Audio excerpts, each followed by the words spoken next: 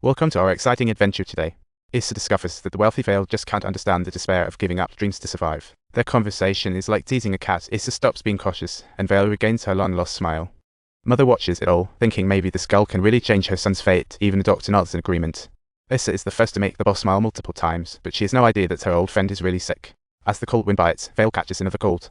Tonight, Isha stays to care for her boss. Using her free time, she flips through her boss' old videos, replaying the good old days. In videos, she's vibrant, seeming invincible, till the motorcycle cruelly ended it. That became an unhealable wound, so Isha starts humming the childhood songs her mother taught her, trying to bring a bit of joy. You follow me, listen to me. Isha's off-key singing makes Vale laugh uncontrollably. They start sharing their happy and embarrassing moments, and Isha recalls her beloved oversized yellow pants from childhood, unable to forget it. The sad part is, those pants are totally out of stock now. What Isha doesn't know is that Vale has tucked those words away in her heart, and the hearts are slowly bridging the gap. The next morning, the sun shines warmly on them, and Isha finally decides to help Vale with her beard. The razor glides gently, gradually revealing an enchanting and different sparkle on that once gloomy face. Isha thought life would be simple and ordinary, but a letter from Switzerland shattered that calm. Vale still thinks about leaving. Isha gets tangled in inexplicable pain, deciding to confide in her sister about her inner struggles. Since she can't alter the boss' decision, why not wholeheartedly help Vale savor every moment of the rest of her life? Perhaps if she takes a moment to relax, she'll begin to hold on to the many wonders of this world. So, Isha gets a brilliant idea and finds Vale's mother the next day.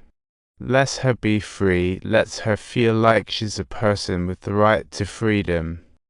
Isha often seeks out travel tips for people with disabilities at the library, hoping to help Vale achieve her dreams. This will be a refreshingly new adventure and perhaps Vale's last chance to change her mindset. Soon, they are on the journey, but as soon as they step off the vehicle, the tire sinks right into muddy. No matter how hard she and the doctor push with all their might, the wheelchair seems stuck in a quagmire, attempting to run a difficult marathon.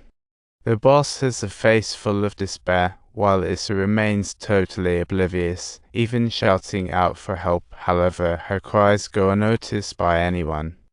Eventually, everyone helps Vale out, but Isha bets that wheelchair number 3 is a guaranteed winner. But when the race begins, wheelchair number 3 is the last one to crawl out, and Isha is forced to admire Vale's judgment. Lunchtime comes, only to discover that this restaurant doesn't serve VIP. Isha has to sweet-talk the waiter into letting them in. To her surprise, the waiter isn't having it and sends them to the sidewalk food stalls. How frustrating. Isha storms out angrily, yet Vale feels amused instead, thinking of it as a fun adventure. On their second outing, Isha procures a ticket to a concert and dresses to impress. Vale can't help but be dazzled by Isha's beauty, but while waiting for the show, an accident happens. Vale's neck is stuck by a label. Isha bites it off without hesitation. Risky. As the music begins to play softly, Isha becomes deeply enchanted by the melody. This is indeed her very first time attending such a grand concert in her life. Vale can't take her eyes off Isha, and even when the concert ends, she refuses to get out of the car. In that moment, Vale seems to regain some of that lost dignity. On Isha's birthday, Vale is invited to her house, but her boyfriend arrives fashionably late. Watching Isha delicately feed the boss, his heart fills with jealousy.